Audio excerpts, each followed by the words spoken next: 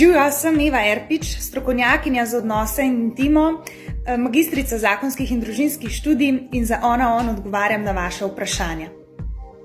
Da smo ženske skrbne je ena čudovita lastnost in to moški nujno potrebujejo ob sebi. Problem pa nastane, kadar je ta naša lastnost bila že v otroštvu zlorabljena in smo mogli že takrat nase prevzeti preveliko odgovornost.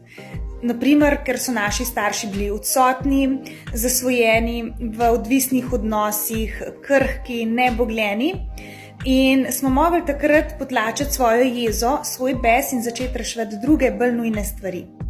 Na ta način smo razvile odlične lastnosti za razvijanje posla, kot je ambicioznost, hitro prepoznavanje težav, hitro reševanje le-teh, hitra odzivnost.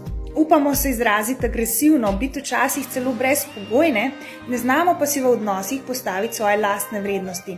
Zato se vedno znajdemo v odnosu, kjer smo podrejene, kjer nas izkoriščajo ali pa v odnosih, ki hitro propadajo.